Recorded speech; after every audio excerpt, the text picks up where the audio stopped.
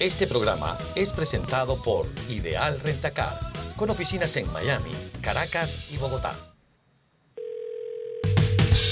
Aló, buenas noches.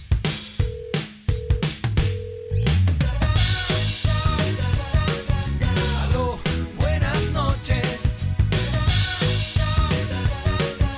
Aló, buenas noches. Aló, buenas noches. Aló, buenas noches.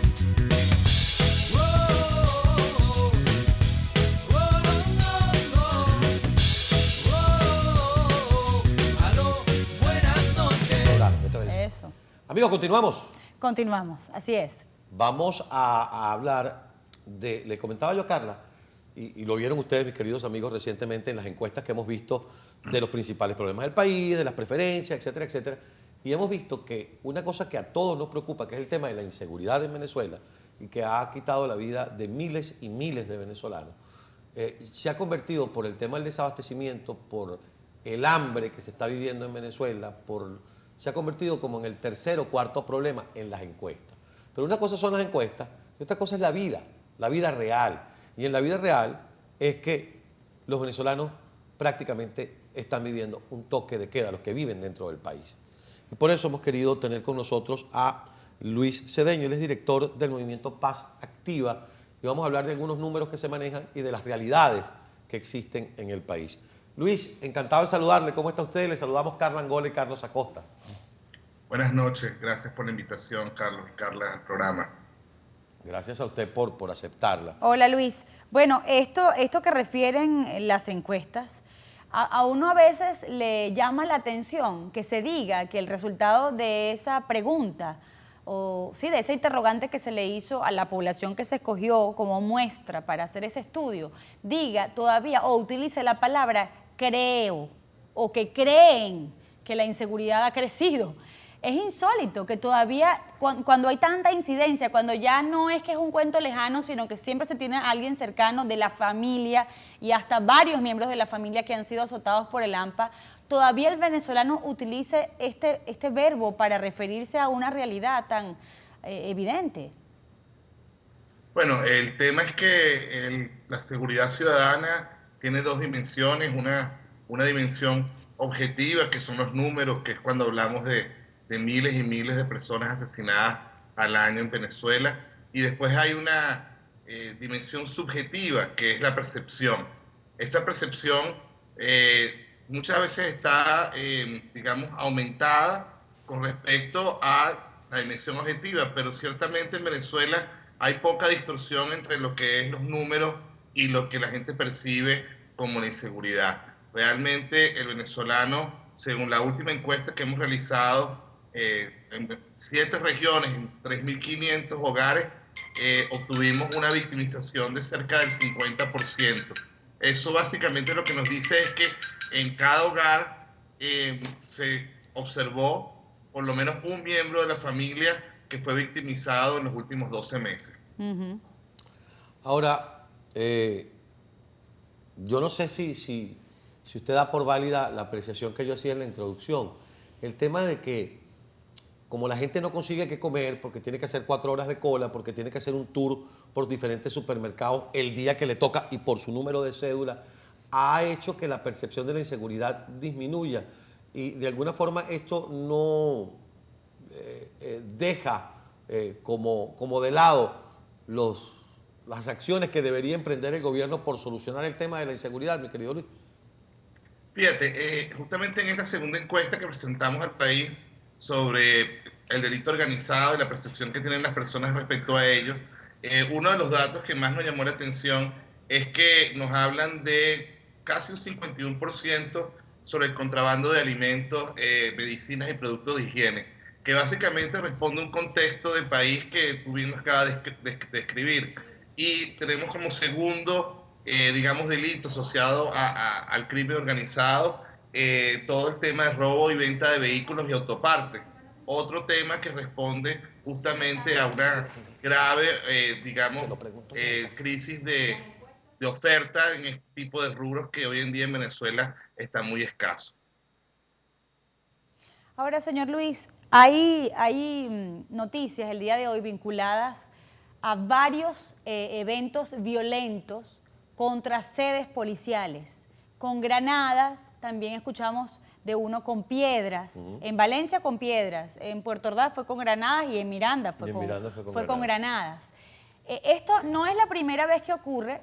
Hay una funcionaria quien perdió la vida en una oportunidad, madre de unos pequeños, perdió la vida. Eso fue también en la capital. Es decir, esto ha pasado muchas veces. Varios políticos de oposición le han preguntado otra vez al gobierno por qué estos delincuentes tienen armas que se supone pertenecen al ejército. Es decir, solo las Fuerzas Armadas venezolanas deberían tener este tipo de armamentos. Entonces, ¿esto cómo se mide en las encuestas? Es decir, si ya hay suficiente temor, angustia, incertidumbre con realizar una vida cotidiana normal, que no se puede en Venezuela, que la gente se mete antes que oscurezca en su casa y ya ni siquiera dentro de la casa tiene seguridad porque ahora asesinan, degollan a personas mayores, a mujeres, en fin. ¿Esto en qué situación nos pone con respecto al mundo? Es que es una indefensión absoluta.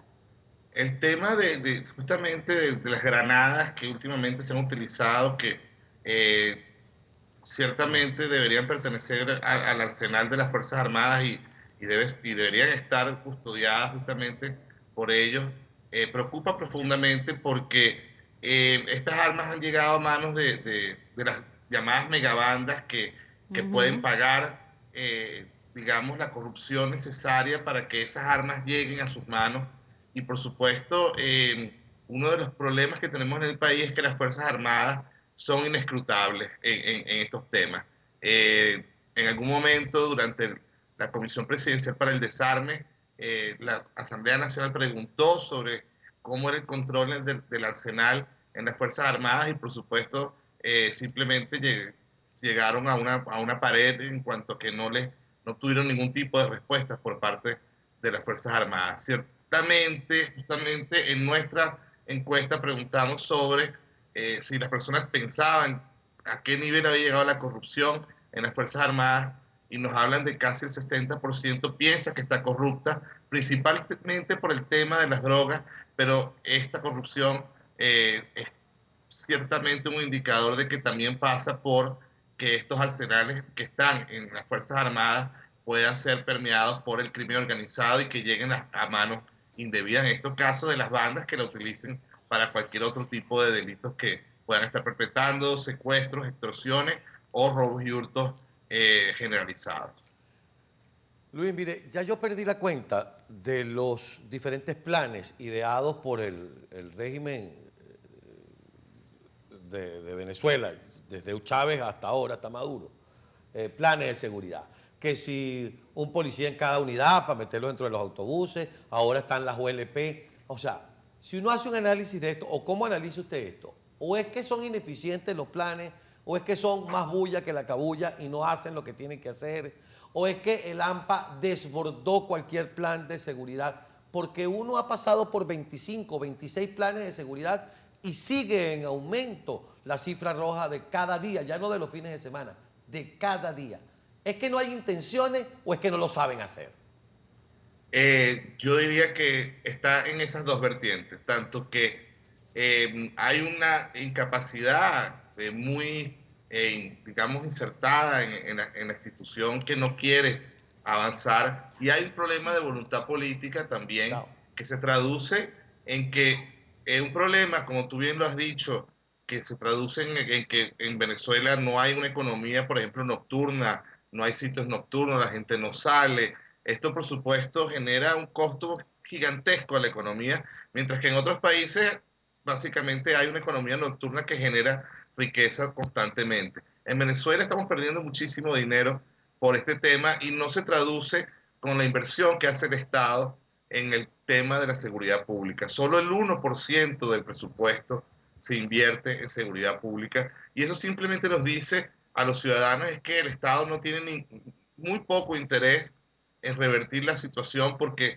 deberíamos estar realmente invirtiendo cerca de 20, 30, 35 puntos del presupuesto nacional en temas de seguridad pública, porque es una de las mayores preocupaciones de los venezolanos y ahí está realmente la falta de voluntad política. Tanto incapacidad, ciertamente, pero por otro lado, creemos nosotros que la voluntad política no se está demostrando.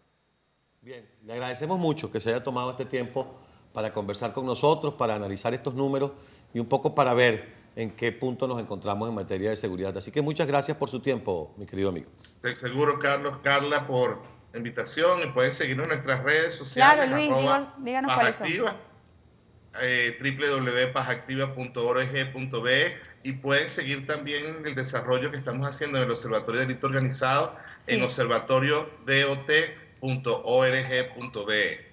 Muchas gracias, Luis, por esta conversación. Esperamos tener una próxima más adelante. Vamos a hacer esta pausa y enseguida regresamos con más aquí en Aló, buenas noches.